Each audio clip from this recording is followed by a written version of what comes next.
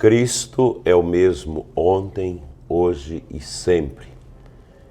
Que alegria poder estar aqui na paróquia São Sebastião de Goiatuba, com meu querido e amado irmão e amigo Padre Joaquim de Jesus Rocha Cavalcante, doutor em teologia, mestre em liturgia, e nós vamos ter uma conversa muito boa aqui, uma conversa formativa para ajudar os catequistas, ajudar o pessoal da liturgia naquilo que se refere ao mistério pascal, tanto o tempo quaresmal quanto o período também pascal, mistagógico. Padre Joaquim é um grande mestre nesse campo e vai nos ajudar, e eu creio que esta reflexão ela vai ser muito útil para a formação e a preparação dos agentes da catequese, da liturgia envolvidos nesse processo da iniciação cristã, sobretudo na questão prática, na efetivação realmente da celebração do sacramento. Padre Joaquim, que alegria poder estar com o senhor. Obrigado, Andaí, a alegria toda nossa. Nossa saudação a todos que nos acompanham nesse momento e dizer que recebê-lo aqui é uma honra, é uma alegria muito grande e esperamos nessa conversa informal, eu diria até coloquial, podermos contribuir, né, com aqueles que nos acompanham, particularmente esse grupo mais específico, né, a pastoral litúrgica e os catequistas, as catequistas nas comunidades paroquiais. Nós tivemos um tempo junto, né, na equipe regional centro-oeste da liturgia, né? Foi um tempo bonito, né? Muito bonito, muito rico. Foi um tempo que nós conseguimos, né, trazer várias dioceses, né, a formação que a gente pôde transmitir naquela época, e houve uma resposta bonita por parte das dioceses, né? E eu acredito que demos a nossa humilde, porém sincera, né, contribuição. Bem, minha gente, o Padre Joaquim está passando por um problema também de saúde, dificuldade nas pernas, por isso ele está um pouco mais elevado aqui na cadeira. Mas o importante é que a mente está maravilhosa e ele tem feito um trabalho enorme no seu magistério teológico, ajudando na formação de padres, de clero, de leigos e diáconos permanentes, como é o responsável também da escola diaconal aqui da Diocese de Itumbiara. Padre, eu pensei da gente tratar do mistério pascal, do deserto à luz. O que você acha desse tema? Você pode falar um pouquinho mais alto. É um tema bonito, é um tema místico, né? Porque faz nos lembrar que o mistério pascal de Jesus, celebrado, ou tendo como o núcleo do mistério pascal de Cristo, a sua paixão, morte e ressurreição, mas sabendo que não restringe só nisso, mas a paixão, morte e ressurreição nos remete para o tempo da quaresma, o tempo quaresmal, como esse tempo que nos convida, marcado por duas coisas muito importantes, dois aspectos importantes. Primeiro, a preparação dos catecúmenos para receberem o batismo na vigília pascal, ou no tempo pascal, como a realidade pastoral permitir, e a preparação dos que já são batizados, né, para um intenso processo de conversão, de maior empenho para viver o Evangelho, viver os ensinamentos de Jesus, meditando, refletindo sobre o sofrimento de Cristo, sobre a doação de Cristo, sobre a ressurreição de Cristo, a vitória de Cristo sobre a morte. Então os cristãos, aqueles que já são batizados, portanto, são animados, encorajados durante o tempo da quaresma a viver, né? Maior empenhados para o testemunho da santidade, a vivência da caridade. Que bom. Padre Joaquim, nós vivemos nesse tempo agora a grande alegria do tempo pascal, mas muitos fiéis ainda não compreendem a grandeza do mistério pascal como centro da fé cristã. Como o senhor define, à luz da tradição da Igreja, esse mistério central da nossa salvação?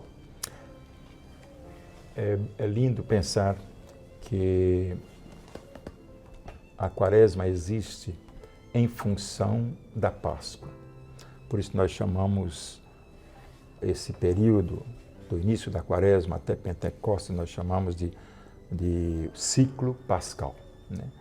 Então, assim como o Advento prepara a festa natalina, né, o nascimento de Jesus, a encarnação do Verbo, a Quaresma nos prepara para celebrar a Páscoa de Cristo, que é a Páscoa do cristão, é a Páscoa da Igreja. E por isso, com esse período bonito de preparação, centrado no que nós conhecemos muito bem, na prática da oração, da caridade, o jejum, tendo em vista a celebração do mistério pascal. Porque o mistério pascal de Cristo, ele é o coração, vamos dizer assim, de todo o ano litúrgico e ao mesmo tempo, se nós quisermos dizer, a Semana Santa é o coração da Quaresma e o Tríduo Pascal é o coração da Semana Santa e a Vigília Pascal é o coração do Tríduo Pascal. Me lembro bem um ensinamento de Santo Atanásio, cuja memória pascal celebramos ontem, quando ele diz que a ressurreição de Cristo é a fé da Igreja. Aliás, não faz muito tempo, hoje o cardeal Cantalamessa começou uma das suas pregações da Sexta-feira da Paixão com esta frase, citando Santo Atanásio, né? A fé da Igreja é a ressurreição de Cristo. Isso ele estava falando na liturgia das 15 horas da Sexta-feira da Paixão. Ele fez essa pregação. E é verdade, porque a Paixão de Cristo, nós celebramos a Paixão de Cristo em vista da ressurreição de Cristo, que é o centro. O apóstolo Paulo vai dizer, sem a ressurreição de Cristo, a nossa fé seria uma fé vã, sem sentido. Então, o mistério pascal é o núcleo referencial de toda a fé da Igreja, de toda a liturgia e do ano litúrgico. Cada vez que nós celebramos a Eucaristia, celebramos a liturgia, então nós celebramos o mistério pascal de Jesus, que não se reduz na sua paixão, morte e ressurreição, não se restringe a isso, mas desde a encarnação do Verbo, a anunciação e encarnação do Verbo, até a sua subida aos céus e o envio, né, do Espírito Santo em Pentecostes. Padre Joaquim, o senhor citou esse grande arauto da verdade da tradição da Igreja, que é Santo Atanásio. Nasceu lá no século III. Em suas catequeses aos neófitos, aqueles que abraçaram a fé e o batismo, porque antes do batismo é chamado de catecúmeno, a partir do batismo se torna neófito, é um novo na fé. Ele valorizava a purificação interior como condição para compreender os mistérios. Como a Quaresma, nesse sentido, é uma pedagogia espiritual para o mistério pascal? Bem lembrado, a Quaresma é mais do que um tempo cronológico na vida da Igreja, na liturgia. A Igreja é um lugar teológico de purificação para a vivência cristã. Por isso, como eu já disse anterior, a Igreja, bebendo das Escrituras, e particularmente do Evangelho, que vai nos ensinar viver a, a oração, a prática da oração, o exercício da caridade, que é o exercício do amor. A caridade, que é caridade? É o amor colocado em ação, né? E o jejum como mortificação. Talvez a gente pode pontuar um pouquinho de cada coisa, né? A oração, podemos dizer assim, que é o combate contra a indiferença a Deus. Rezando, orando, nós estamos combatendo contra a indiferença a Deus, que podemos dizer que é o mal do século. O mal do século não é depressão, não é isso, não é aquilo, é a indiferença a Deus. As culturas que nós estamos vivendo, e o Brasil não fica atrás, né? Nós vemos aí, cada dia que passa, isso aí. Então, orar é exatamente reconectar, é colocar-se na intimidade com o Senhor, é reconhecer o primado de Deus. Primado de Deus, é isso que está faltando. Desculpa. Isso que falta do homem moderno. Deus ser banido do mundo que ele criou. É vergonha para toda a humanidade. Verdade. Santo Agostinho fala do combate espiritual como um exercício da vontade iluminada pela graça. Você já citou aí a questão da oração, a penitência, o jejum. Como ajudar os fiéis a viver essa dimensão ascética em chave da Páscoa? Então, nessa mesma linha de reflexão, podemos dizer, seguindo o pensamento tanto de Atanásio como de Agostinho, a Quaresma com esse tempo favorável à purificação dos catecúmenos e neófitos, enfim, inserindo-os dentro dessa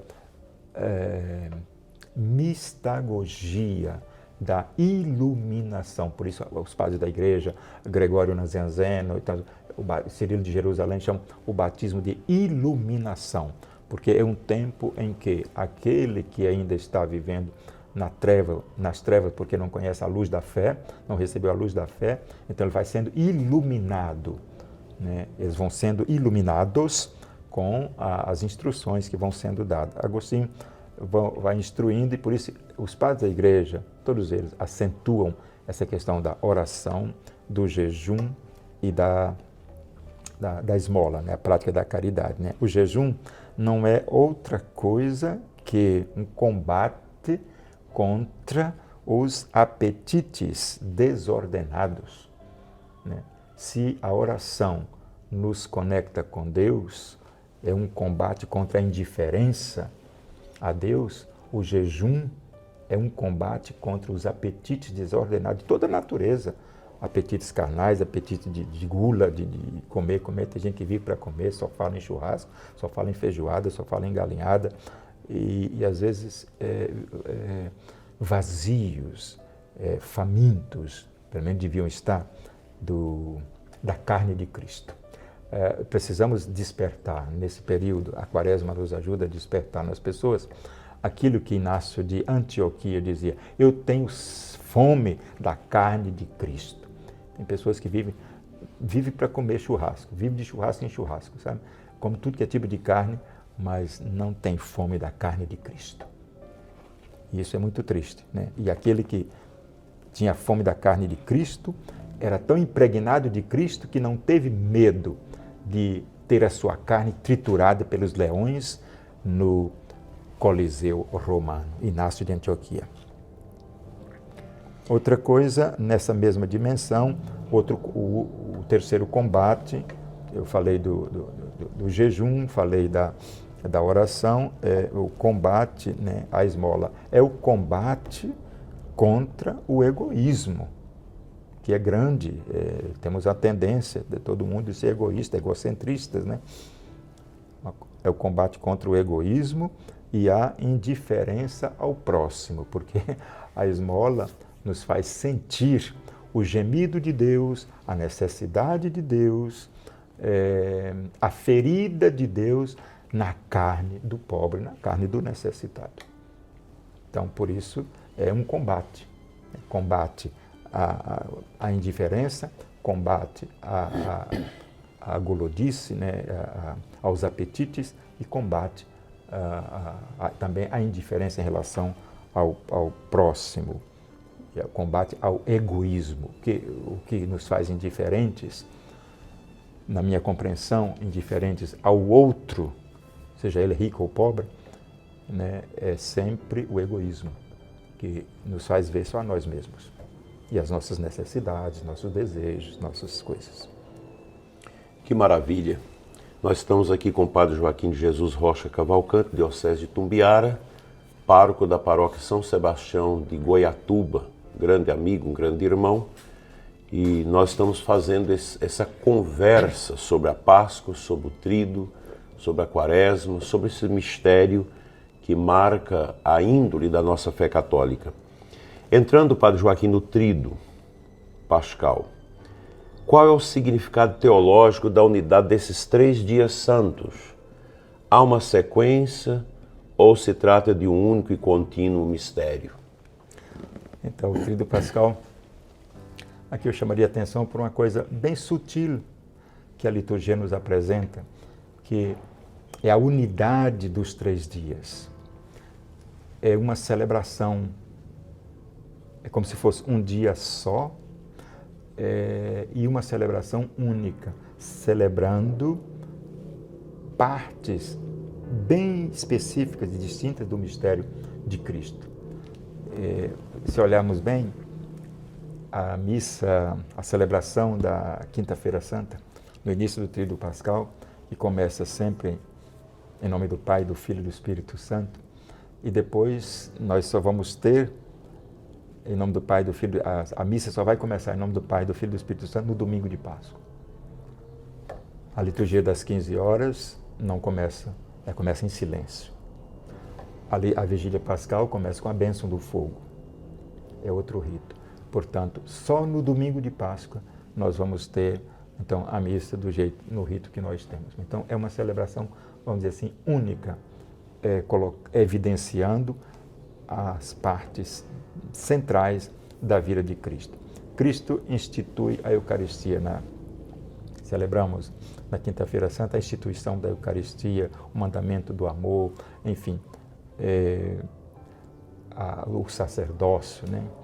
Nós, presbíteros, os bispos, celebramos esse dia bonito, né? A instituição do sacerdócio.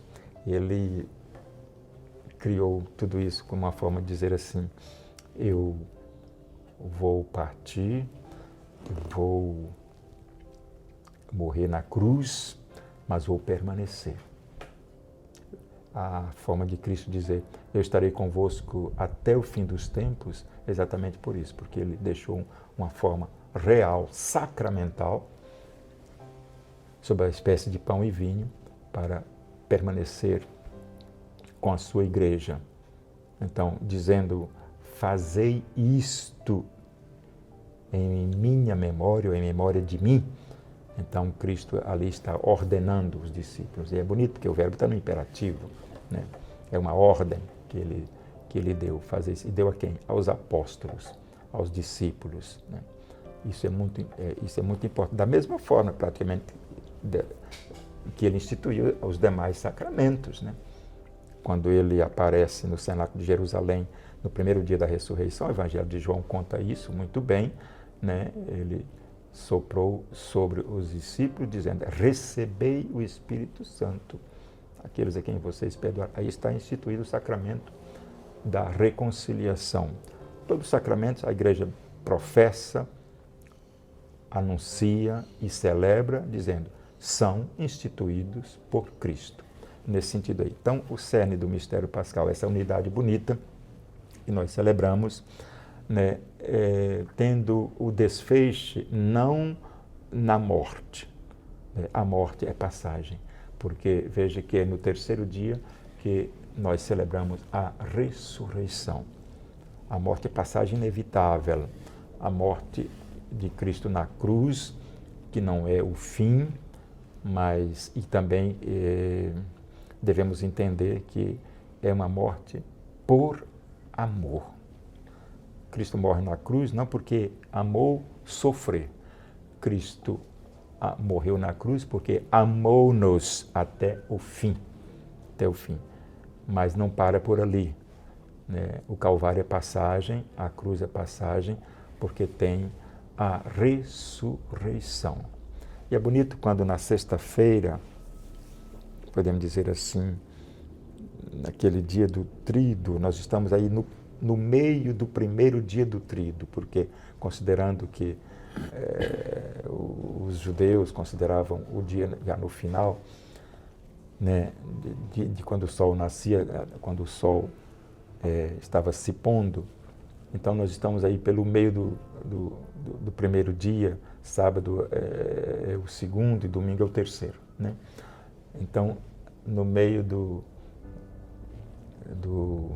primeiro dia, que é a sexta-feira, ele dá a vida na cruz por nós, né? Aí a cruz ficou sendo a referência do amor máximo, do amor elevado à potência máxima da doação de Deus em favor da humanidade, dando na cruz a vida do seu próprio Filho, ele oferecendo pela nossa salvação.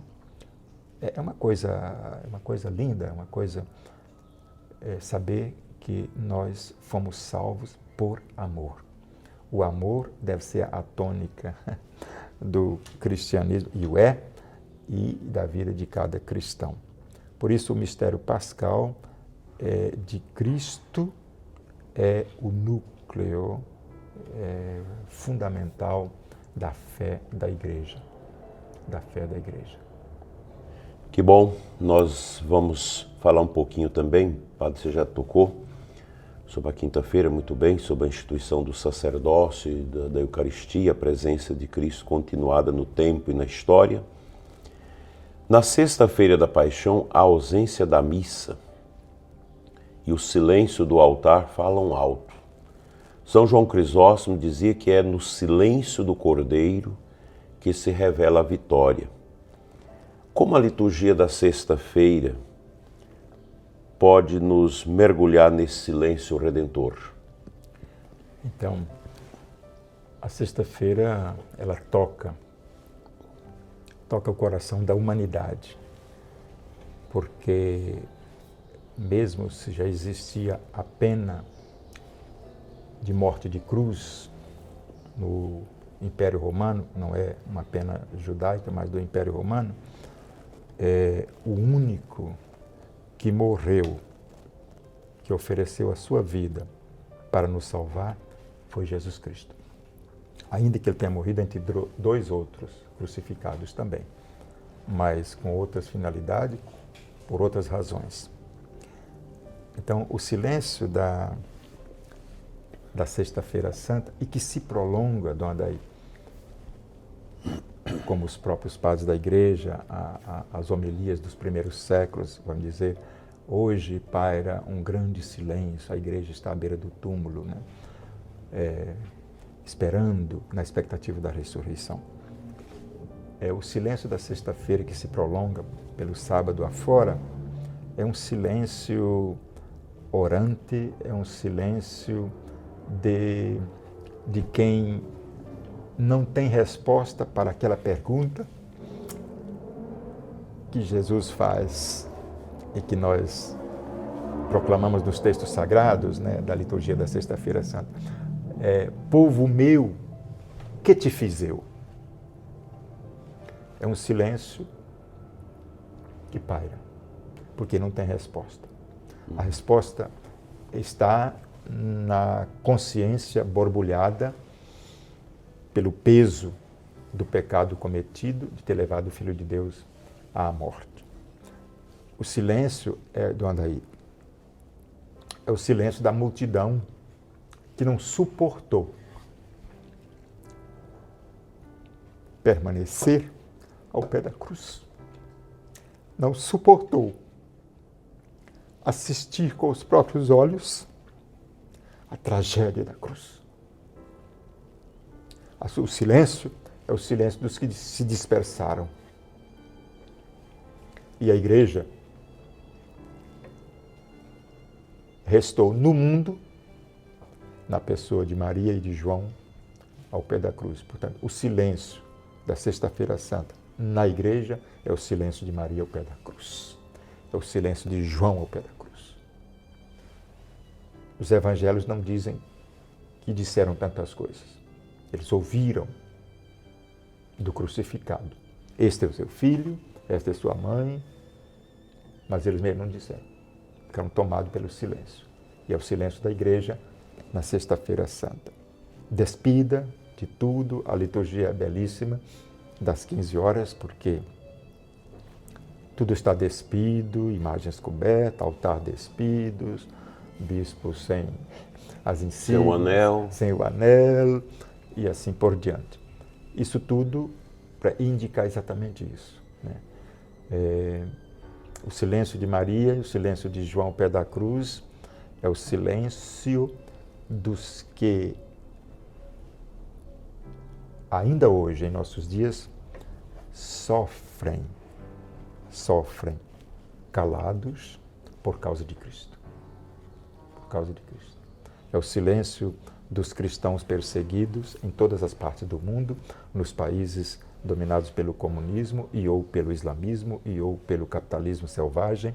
É o silêncio dos que sofrem por causa da fé, por causa de Cristo. Padre Joaquim, a palavra de Deus, a liturgia da luz, a água, e que são elementos muito presentes na vigília pascal, nós podemos chamar isso de síntese sacramental da fé cristã. Faça uma elucubração aí para nós sobre a vigília pascal, que Santo Agostinho chama de a vigília mãe de todas as vigílias. Mãe de todas as vigílias, sim. Então, como eu disse antes, a vigília pascal começa com a bênção do fogo fora da igreja, né? E é muito bonito porque tem um fogo ali, daquele fogo chamado fogo novo, depois de dar a bênção, o círio pascal é aceso, e o círio entra na igreja, a assembleia toda entra, depois as luzes da igreja estão apagadas, aí entra a única luz que se percebe na porta principal da igreja, né, é a luz do círio pascal. Curiosamente, depois do primeiro canto, eis a luz de Cristo, ali, primeira entonação, aí cada um vai acendendo a luz, a sua vela que tem em mãos no círio, e quando o círio chega no presbitério e é entronizado, incensado, todo o interior da igreja está iluminado, percebeu? Coisa bonita. E é uma linguagem bonita para dizer, quando Jesus diz, vós sois a luz do mundo, é exatamente porque cada batizado é chamado a iluminar o mundo com Cristo, a irradiar o esplendor da luz de Cristo no mundo, onde quer que ele esteja, no seu ambiente de trabalho, no seu ambiente familiar, na sociedade e assim por diante.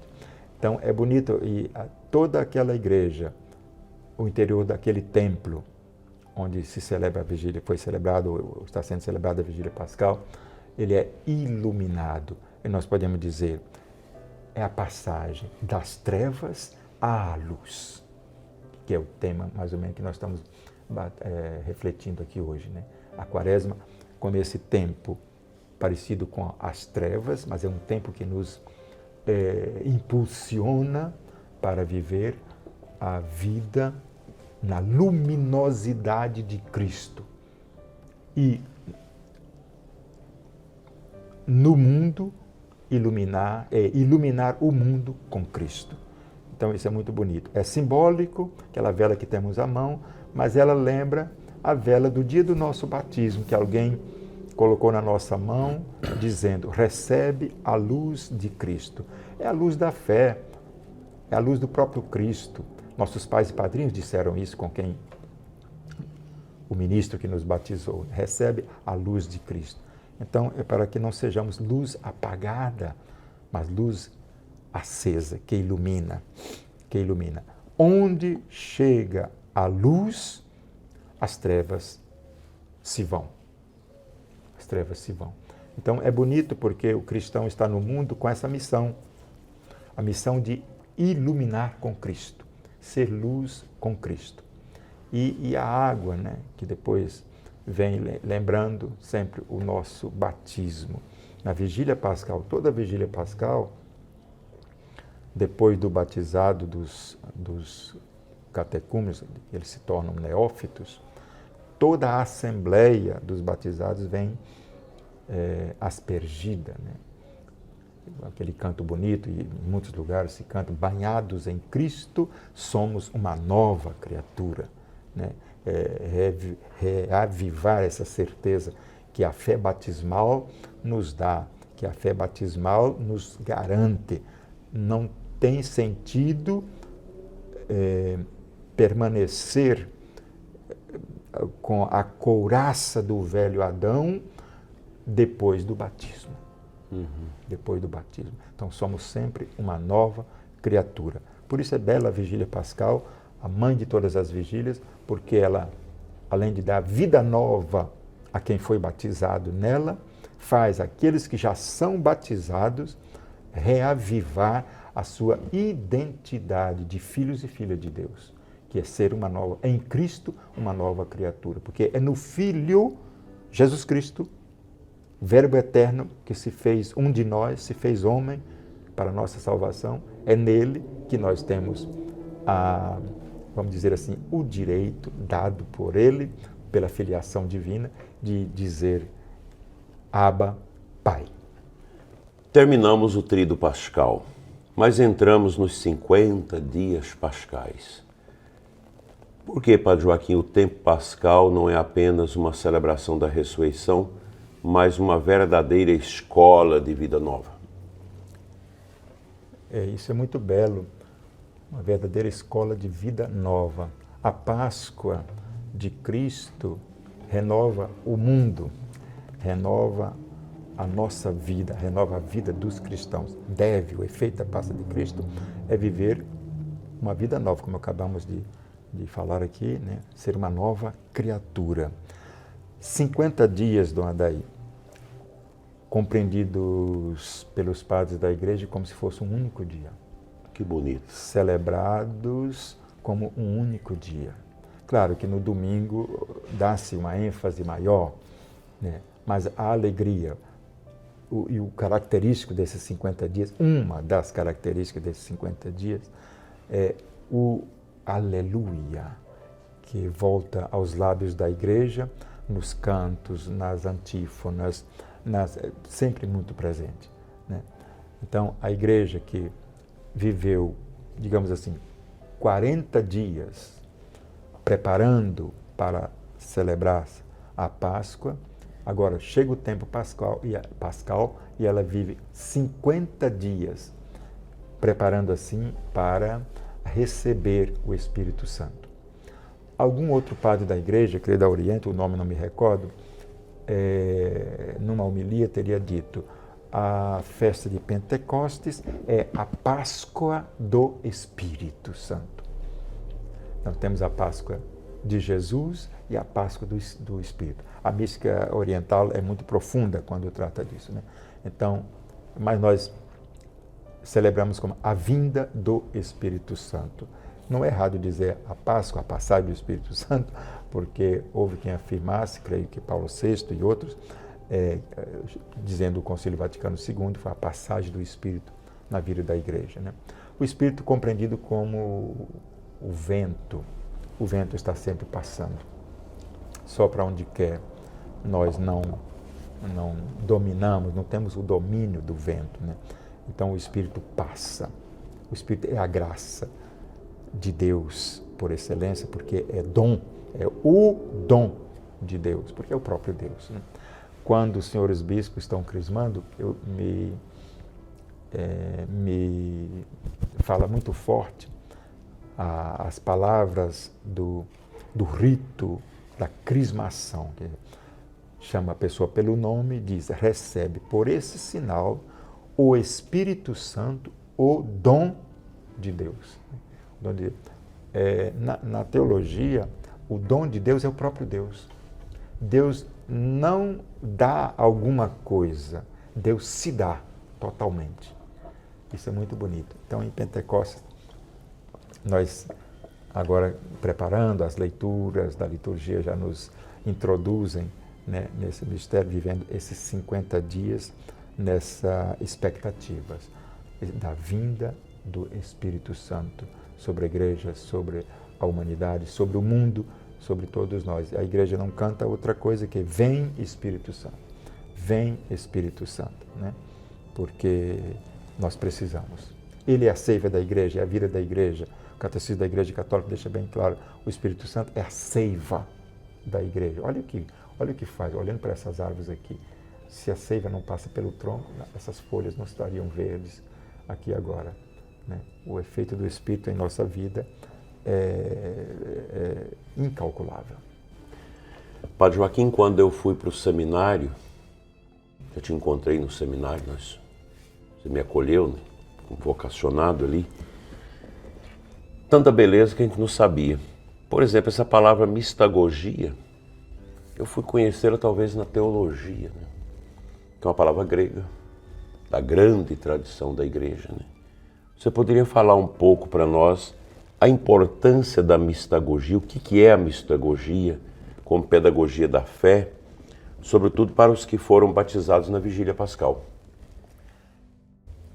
Então, a mistagogia não devia ser uma palavra estranha para nós cristãos, para nós católicos, né? Era algo muito familiar na pedagogia catequética dos padres da igreja, por exemplo. Os padres da igreja, por exemplo. A mistagogia é o modo como o mistagogo introduz no coração do mistério aquele que está sendo iniciado na fé. Vamos pegar um catecúmeno, aí começou um pré-catecúmeno, um catecúmeno. Então, o mistagogo, e aqui eu me lembro do grande Cirilo de Jerusalém, que ele mesmo, né, com os instrutores, fazia questão de introduzir, através dos ritos, através da explicação e das celebrações, a peregrina egéria ou etérea, na sua obra, tem uma obra bonita chamada Diário de Etérea, ou Itinerário de Etérea. Ela passou uma quaresma, uma Semana Santa, até o tempo pascal, em Jerusalém, no templo de Cirilo de Jerusalém. E ela conta detalhes como foi. É uma riqueza, talvez seja a fonte litúrgica que nós temos mais assim autêntica e do século IV, é ela, né? E ela vai dizer exatamente desse trabalho bonito, da introdução, né? O modo de introduzir os catecúmenos nos mistérios da fé. Nós sabemos, eu tenho ali, Cirilo de Jerusalém, ele tinha as catequeses mistagógicas antes, ou pré-batismais, e as catequeses mistagógicas pós-batismais, que são lindas, são 5, onde ele vai dizer, explicando como que deve comungar, o efeito da comunhão na vida da pessoa, até os sentidos, na catequese, a quinta catequese mistagógica de Cirilo de Jerusalém, muito linda, quando ele fala sobre o beber do cálice. Naquela época todos tomavam do cálice também, né? Ele vai dizer o efeito, né? A ponto de encorajar o que tomava do cálice a tocar os lábios, né? Tocar a mão nos lábios e depois tocar nos sentidos, né? Nos olhos, né? No ouvido, sentido, enfim, encorajando para que ali você fica todo impregnado de Cristo, de Cristo. Então, são catequeses muito bonitas e quando nós olhamos, por exemplo, Dionísio, o Areopagita, tem uma obra bonita sobre a mistagogia, Dionísio Areopagita, né? Então, ele é o hierarca. A catequese, o mistagogo, em Dionísio Areopagita, ele é o hierarca. O hierarca, na definição do Areopagita, não é o que tem o mais importante. Isso aqui eu acho fantástico. Tudo à luz do Evangelho, tudo à luz da fé. Ele é o primeiro, o hierarca é o primeiro a dar o primeiro exemplo, a dar o exemplo, né? Então, o hierarca comunga. Agora, o hierarca recebe o corpo de Cristo. É porque ele tem que ser o primeiro a acreditar naquilo que ele está ensinando. Por isso que nós recebemos, né? Algum idiota diz por aí, por que os padres começam, comungam primeiro que os outros, onde já se viu, convida o povo para ir na casa e come primeiro que os convidados. Tudo na ótica humana, estranho aí, esse tipo de interpretação é na ótica humana. Entende? Na ótica do mistério da fé, é porque nós somos os primeiros a dizer para quem está à nossa frente, o que eu vou agora dar a vocês, eu sou o primeiro a acreditar. Eu sou o primeiro necessitado, por isso fui o primeiro a receber. É nesse sentido. Então, a mistagogia, ela aparece nesses elementos, no rito, nos gestos e na introdução, no modo de introduzir. Por que a missa começa assim? Por que a missa tem uma procissão? Por que acendeu uma vela ali? Isso é mistagogia. Isso é mistagogia. Numa das suas homilias, recentemente, acho que já foi aqui mesmo, quando foi falado sobre ao Círio Pascal, então aquela referência que foi feita, né, a grande vela que está ali ao lado da mesa da palavra, a sua referência feita, aquilo é mistagogia, a sua referência feita à mesa da palavra, ao ambão e ao mesmo tempo ao altar, aquilo é mistagogia, né? O altar é essa área alta, né? Onde o Cristo se dá todo dia, onde o Cristo se dá todo dia, né? E aqui eu me sirvo o texto da homilia do Papa Bento XVI, em setembro de 2008, consagrando o altar da Catedral de Albano. Houve a reforma na catedral, até o altar foi consagrado, né? E quando ele dizia que os homens, né, são como pedras e árvores, num primeiro momento somos peças brutas, depois de trabalhados pela graça, a introdução aos mistérios da fé, o batismo, a crisma, a eucaristia, a introdução aos mistérios sacramentais, então nós nos tornamos peças preciosíssimas, como um altar, aquele altar que ele ia ungir, né? Ele fez a homilia muito tocante. E eu estou citando essa com minhas palavras. Quem for ao texto vai encontrar muito mais detalhes e muito mais rica a homilia do Papa Bento XVI naquela celebração. Eu estou citando isso porque ele fez uma mistagogia. Esse tipo de homilia é uma homilia mistagógica e que falta muito em nossos dias. Então, o catequista deveria conhecer muito isso, né? Por isso, assim... O sacerdote também, né? Primeiro, o sacerdote, né? Para poder formar bem os seus catequistas. Tá? Formar bem os seus catequistas, que não é fácil. Nós, às vezes, nos preocupamos muito em colocar livros na mão dos catequizandos. Quando muito chegamos nos textos bíblicos, mas cada um interpreta assim, assado. Mas é preciso, bem, aqui eu gosto, e acho que não perco tempo com isso, de falar, já levei um grupo de catequizandos a uma igreja aqui da diocese, onde eu trabalhei antes, fazer uma catequese mistagógica, dentro explicando tudo, que também, dona Adaí, temos que ver que nem todas as nossas igrejas têm muito o que dizer à fé do fiel.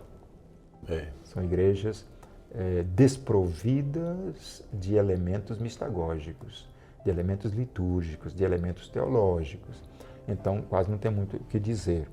Mas, se eu levo um grupo dos catecúmenos, durante o tempo quaresmal, a um batistério, ou ao batistério, onde eles vão ser batizados por imersão, por exemplo, e aqui aproveito para cumprimentar, eu já vi lá na sua diocese, me mandaram fotografias, né, de um batistério lindíssimo. É a paróquia Santíssima Trindade do Padre Jesus e a paróquia Divino Espírito Santo, onde está o Padre Darcy. Inauguraram 2 batistérios muito lindos. Eu quero cumprimentar esses irmãos no ministério, esses 2 presbíteros, né? Um deles teria me ligado, conversamos um pouco também sobre isso aí. E fico muito feliz quando um ex-aluno meu, esses aí não foram meus alunos, né, me liga dizendo, olha, eu fiz um batistério aqui, tá assim, vou batizar primeira vez por imersão, olha, tá, é muito bonito isso aqui. O batismo de adulto devia ser sempre por imersão, quando as condições permitem, né? Então, eu vejo essa mistagogia, esse mergulhar no coração do mistério. Não é fazer simplesmente uma iniciação parcial. Falar que Deus é criador, isso e aquilo, a igreja existe, temos os sacramentos. Sim, mas como chegar à intimidade com tudo isso? A intimidade com tudo isso. E aí eu acho que entra, eu direi, não sei, meio assim que por conta própria, dizendo que a mistagogia, no meu modo de entender, e repito aqui, acrescento, a mistagogia litúrgica é o método mais eficaz para instruir os iniciantes à fé ou na fé. Realmente são palavras muito encorajadoras do Padre Joaquim para nós aprofundarmos. A gente precisa estudar mais. Nós precisamos descer a este oásis dos padres da igreja, da tradição da igreja, para a gente compreender o que é realmente o mistério da nossa fé. A mistagogia é fundamental e ela está muito presente na vida da igreja, inclusive nos textos eucológicos da missa, no prefácio da oração eucarística, nos oremos, nas antífonas da própria Santa Missa, da liturgia das horas, nós vamos bebendo isso. O que precisa é a gente tomar consciência da profundidade disso e fazermos uma lexo orante da própria mistagogia da igreja, não só da palavra de Deus, mas da mistagogia da igreja, para a gente aprofundar isso.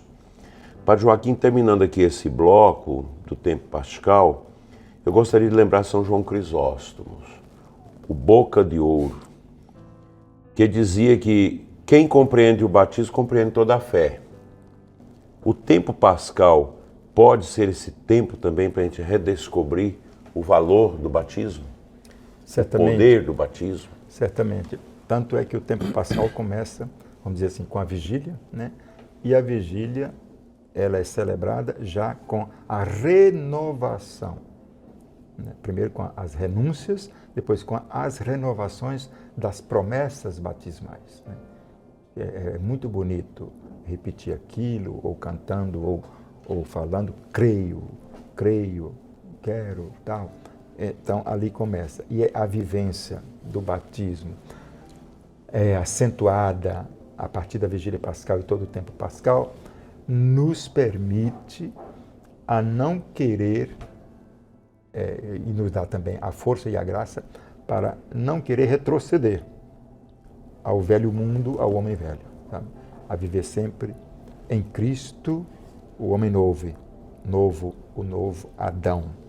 Então, São João Crisóstomo, ele acentua esse tempo como um tempo favorável para a alma configurada a Cristo testemunhar o amor de Cristo no mundo, a caridade de Cristo no mundo. O Boca de Ouro, ele realmente apresenta esse vigor que vem da fé. Os padres da igreja, homens de pouca universidade e de muita fé. E por isso deixaram esse legado enorme para os cristãos de todos os tempos, para a igreja peregrina na história em todos os tempos. Não tem como. Lamento profundamente os que romperam com a tradição, porque perderam tudo.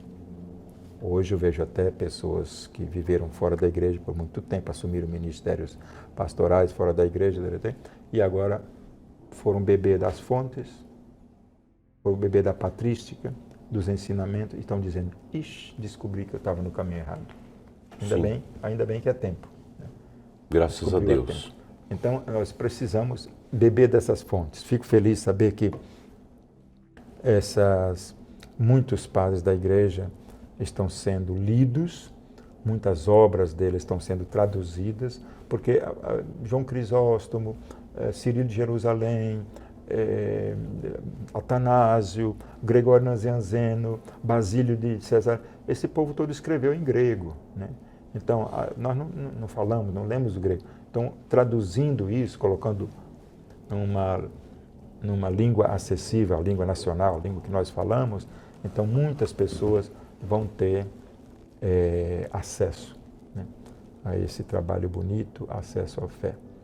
Padre Joaquim, como pastores do povo de Deus, o senhor como um exímio pároco, nós, sacerdotes que estamos diretamente com o povo, nós lidamos com as dores, com os grandes sofrimentos, com as tragédias, com tudo aquilo que acontece na vida do nosso povo.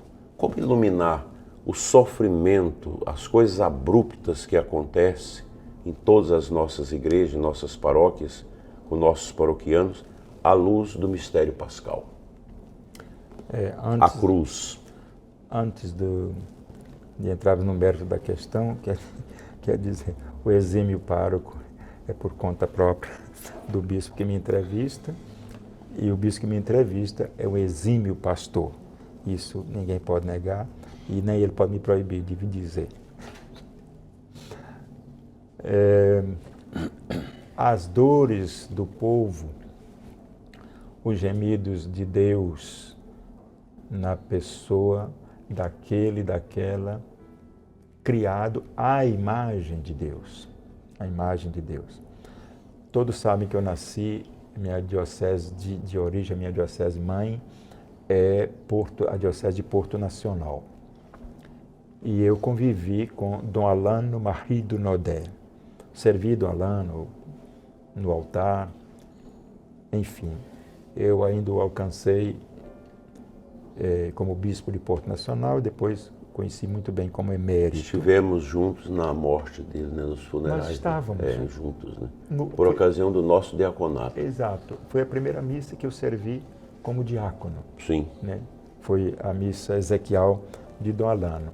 E perguntado por quem quisesse, né, onde ele encontraria mais a presença de Deus. Dom Alano não titubeava, como diz Dom José. Né? Dom Alano respondia sempre, na Eucaristia e na presença dos que sofrem, dos pobres, sofredores de lá e de cá. E eu vi, Dom Adair, presenciei naquela época, estamos falando ali do ano 70 e pouco, né? 74, 76, eu vi muitas pessoas procurar Dom Alano, mães, chorando, porque tinha filhos exilados. Nós estamos falando de um período difícil da história do Brasil.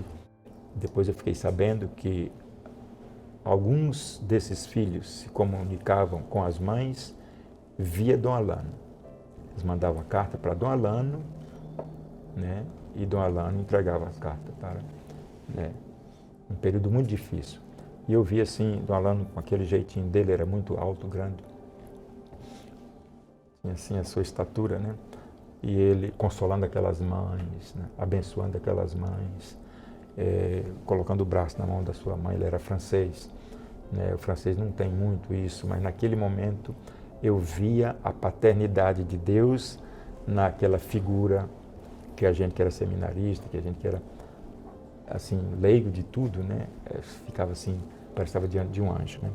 Então, para dizer, o mistério pascal de Jesus, ele é vivido, ele se irradia na vida dos cristãos. O mistério pascal de Cristo, ele se prolonga, irradia e ele continua iluminando o mundo na vida dos cristãos. Com esses gestos, permita-me dizer, quando eu recebo, pessoas me mandam, né? O bispo de Formosa, nos acampamentos, dando catequese, sentando lá no chão com os Eu já recebi fotos assim, com os acampados e, enfim, e ao mesmo tempo falando dentro da Catedral de Formosa. Eu sinto muito isso aí, a vivência do mistério pascal de Cristo, né? Que está na dor, está com os que sofrem, levando a luz de Cristo, a luz da esperança, a luz da ressurreição, para dizer, essa vida é um momento, essa situação não é a eternidade, né? Porque nós sabemos, nós que pregamos a palavra de Deus, e o bispo sobretudo, o bispo, eu vi uma definição uma vez que eu estava no seminário, um bispo falando que o bispo deve ser alguém sempre com o dedo apontado para o céu. Sempre. Deus existe, o céu existe. Você pode estar na mais dolorosa situação, mas a vida tem um destino para além daquela realidade ali. Então isso é muito bom. Isso é o mistério pascal de Jesus. A cruz existe, é como Jesus estivesse dizendo naquele momento. A cruz existe, o Calvário existe, mas a ressurreição virá. Amém. Que coisa bonita, né? Obrigado, Padre Joaquim, por essas bonitas considerações. Nós estamos falando do grande mistério da Anastasis, da ressurreição de Cristo, o mistério pascal, a mistagogia. São temas muito caros à nossa vida católica. Talvez muitos de vocês não tenham ainda uma familiaridade com esses termos. E essa nossa conversa aqui é uma conversa iniciática, para que todos sejamos iniciados nesses grandes temas. Então, Padre Joaquim, o senhor falou da patrística, né? Que são os escritos dos pais da igreja, dos padres da igreja, dos primeiros séculos da igreja, especialmente Santo Atanásio. Qual é a relação que nós podemos fazer da ressurreição e a divinização, a teoses do homem em Cristo? É lindo. Antes de Santo Atanásio veio Irineu de Lyon, sim, que é do século II, Atanásio é século IV. Mas um foi bebendo o outro, e afirmando que o que é correto, olha, quantos 1000 anos não se passaram. E nós citamos sem medo de errar, né? Quando Irineu de Lyon afirmou que a glória de Deus é o homem feliz, e vai dizendo, e depois vai dizer, Deus, uma homilia de Irineu de Lyon, se fez homem, forte, depois outros repetiram, para que o homem se tornasse Deus. Deus se fez humano para que o homem se divinizasse. Atanásio vai repetir isso e outros tantos, e vão dizer. É muito bonito o mistério da encarnação. O mistério da encarnação. Que coisa bonita. Deus assume a nossa humanidade para que nós pudéssemos participar da sua divindade. Da sua divindade. O modo como Deus escolheu para que nós pudéssemos participar da sua divindade foi assumindo a nossa humanidade. Coisa linda, coisa bonita. Por isso nós professamos sem medo de errar, e a igreja professa, e quem está com a igreja não erra. Quem professa a fé da igreja, que é a fé dos apóstolos, não erra.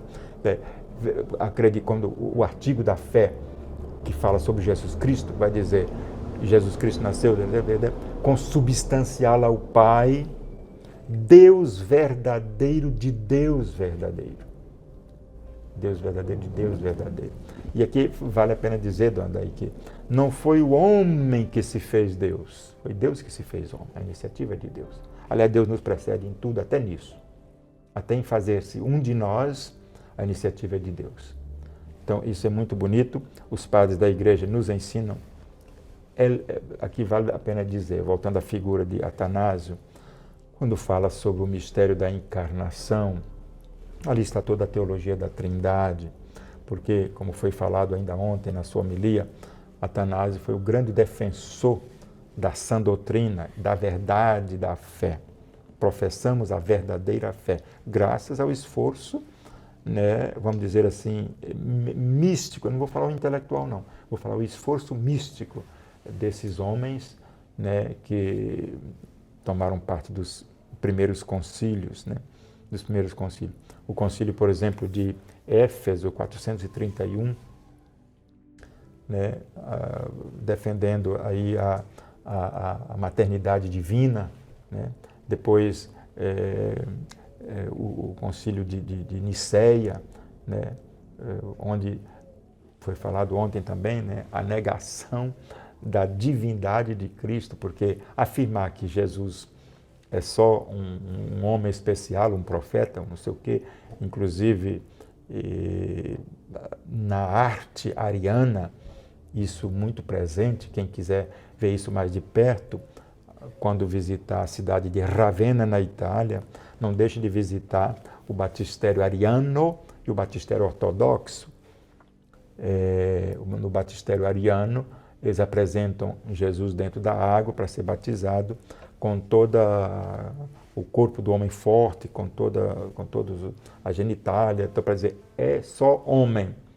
É só homem. O batistério ortodoxo, certos elementos não aparecem para destacar a divindade de Jesus e dizer, é homem e é Deus, é verdadeiro Deus e verdadeiro homem. E devemos isso a Santo Atanásio e outros que nesses primeiros concílios sistematizaram o que nós chamamos o dogma. E a fé da Igreja, ela se estriba, se estrutura, né, no dogma sistematizado, no dogma professado, no dogma celebrado na liturgia. O que nós, aí é o seguinte, todo católico tem que entender isso. A Igreja celebra o que ela professa no dogma e o que ela proclama no seu querigma, no anúncio. Perfeito. Bem, caminhando já para o final da nossa conversa tão importante aqui, eu gostaria, Padre Joaquim, que da sua experiência, já vai fazer 38 anos de padre, né? Já fiz. Já fez 38, vai fazer 39 agora, né? Em dezembro. Nós, né? Nós. O ano que vem, 2026, já vamos para os nossos 40 anos de padre. Dentro de todo esse tempo de pastoreio, em diversas situações, com muitas experiências, qual a mensagem o senhor daria para um padre, para uma equipe de catequista, de liturgia, de uma paróquia que quer crescer nessa unidade com essa verdadeira água viva da tradição da Igreja, nesses tempos corrosivos, tempos de mediocridade, tempo de relativismo, de tanta bobagem que a gente vê, tantas criatividades inócuas que não revela nada do mistério na liturgia e na Igreja. Como o senhor diria, como mestre, como um padre, como um bom pastor, para uma comunidade que quer realmente crescer na Anastasis? Então, Dom Daí, eu creio que o que me ajuda muito, vou falando da minha experiência, o que me ajuda até hoje, porque eu não me sinto com o homem do saber concluído, eu me sinto um aprendiz. Na escola da fé e do discipulado, nós somos aprendizes, estamos sempre aprendendo. Então, para esse irmão presbítero, pároco como eu ou não, para esse agente da pastoral catequética, homem ou mulher, para o agente da pastoral litúrgica, eu direi, por favor, vamos nos empenhar mais. Se já o fazem, parabéns. Mas vamos nos empenhar mais em beber das fontes. As fontes patrísticas, fontes litúrgicas, as fontes bíblicas, porque é isso aí que faz, que nos ajuda a celebrar bem e celebrar o que deve ser celebrado, que é o mistério da fé. É lindo na celebração eucarística dizer, eis o mistério da fé. A missa não precisa de acréscimo. O missal já nos dá ali o que temos que fazer, basta a gente entrar com a fé que nós temos. O que a missa animada, que tantos falam por aí, é a missa celebrada com a unção da fé, com a unção que o Espírito Santo dá. Missa animada não é missa com bandas de música, não é missa com palmas, não é missa com isso, não é missa com aquilo. A missa animada, quem anima a liturgia é o Espírito Santo de Deus. A Trindade e a Igreja operam juntas na liturgia. Tudo que a Igreja realiza, quanto celebra, é por Cristo ao Pai no Espírito Santo. No século II, a Tradição Apostólica de Hipólito tinha uma oração muito bonita, eu creio que era na consagração do bispo, do presbítero, que dizia assim: a ti, Deus Pai, por Cristo no Espírito Santo, na Igreja. Porque a Igreja é templo do Espírito Santo. Né? Então isso é muito bonito. Então, irmão presbítero, irmão agente de pastoral, minha irmã agente de pastoral, beber das fontes, os livros litúrgicos é um verdadeiro compêndio de teologia litúrgica. Quando a gente lê, procura fazer bem, se inspirar, até a chamada criatividade que o próprio livro litúrgico permite, ela acontece dentro de uma coerência e reforçando, vamos dizer assim, a mensagem que já está ali, naquela pré-notanda, naquela rubrica, né? E no conteúdo que é proclamado. Então, acho que isso é muito importante. Isso vale para a catequese, vale para as equipes de celebração. E que eu peço ainda, né? Não trabalhar sem avaliar o trabalho que foi feito, não trabalhar sem programar o trabalho que vai ser feito, não trabalhar sem avaliar o que foi feito e, vamos dizer assim, procurar sempre corrigir o que não deve ser repetido. E parafraseando o Papa João XXIII, que dizia: trabalhar sem programar, sem planejar, é pecar contra o Espírito Santo. E aí eu lembro a passagem bíblica que diz que o pecado contra o Espírito Santo não tem perdão. Verdade. Bem, chegamos ao final da nossa conversa aqui. Eu quero agradecer imensamente ao meu irmão, Padre Joaquim, pela acolhida aqui na sua paróquia. Nesses 2 dias e pouco aqui, celebramos juntos, uma alegria imensa. E desejo a todos um tempo pascal perene, bonito, profundo, cheio do amor de Deus. E o Padre Joaquim fará suas considerações finais.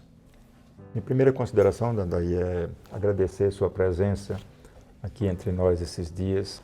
Sinto que, não eu seria suspeito mesmo, então, mas a comunidade inteira, porque eu faço questão de que as minhas visitas não sejam só minhas, sejam visitas da paróquia toda. E mesmo porque seria um egoísmo muito grande da minha parte se não fosse colocado esse dom da sua presença, né, partilhado com toda a comunidade. Você viu que ontem, em plena sexta-feira, a igreja lotada, né, porque a presença desse bispo fala muito, é conhecida no Brasil todo e até fora do Brasil. Acho que existe, alguém pode perguntar, por isso nessa consideração quero dizer, por que Dom Adair tirou, que nunca para, né? Parou esses dias aqui. Existe um vínculo histórico, ele mencionou no início.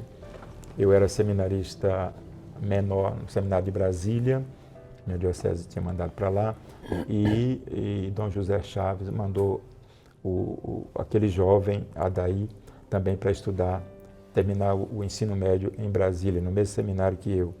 Eu era da equipe da pastoral vocacional e ali tinha ficado uma semana a mais naquele ano, no meio do ano, eu creio, para receber os novatos, né, os que iam chegar no ano seguinte. Entre os novatos que iam chegar, estava o jovem Adair. E assim ali nasceu o nosso primeiro relacionamento, conversas, né? E essa amizade dura até os nossos dias, né? Depois eu fui fazer filosofia em Juiz de Fora, filosofia e teologia, e ele, depois da filosofia, foi para o Rio de Janeiro. Ele permaneceu em Brasília, depois foi fazer teologia no Rio de Janeiro. Mas nunca deixamos de nos encontrar, de conversar, né, usando os meios da época, e essa amizade cultivou. Fizemos o retiro para o diaconato juntos, fomos ordenados no mesmo mês, eu no dia 7 de dezembro, ele no dia 28, e depois, como presbítero, eu dia 7 de dezembro, Ele foi preparar a minha ordenação em Pindorama, onde morava a minha mãe, né? Que hoje é o estado do Tocantins. E eu fui ordenado lá no dia 15 de dezembro, né? Dom José Belvino. De 85, com Dom José Belvino, era o meu bispo da época. E então, hoje o Dom Adair não era ainda ordenado, né? Diácono, mas ele foi preparar a minha ordenação, foi o cerimoniário da minha ordenação diaconal. Depois, no ano seguinte, eu fui ordenado presbítero, dia 7 de dezembro, e ele no dia 21. Então, nós nos acompanhamos isso. Eu tive a honra de, com essa voz que eu tenho, né, que não é grande coisa, mas ele me pediu para cantar a ladainha na ordenação diaconal dele. Depois, na ordenação presbiteral, eu já fui como padre.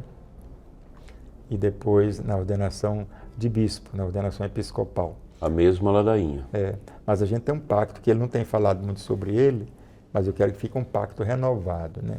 Quem for primeiro, né? Se ele for primeiro, eu canto a ladainha no velório dele. Se eu for primeiro, ele vai fazer a homilia da missa Ezequiel. Misericórdia. A vida é assim, mas o Padre Joaquim é um dos poucos verdadeiros amigos que restaram do tempo de formação, que eu passei por 3 seminários, então, e nós ficamos 1 ano só no seminário e a nossa amizade sobrou, e é uma amizade muito bonita, é um irmão que a gente pode contar com ele a qualquer momento, ele também pode contar comigo, nós estamos sempre juntos e esperamos um dia vivermos a nossa Anastasis na eternidade, onde nós vamos cantar os louvores de Deus para sempre. Muito obrigado, meu povo. Obrigado, Padre Joaquim. Deus o abençoe ricamente. Amém.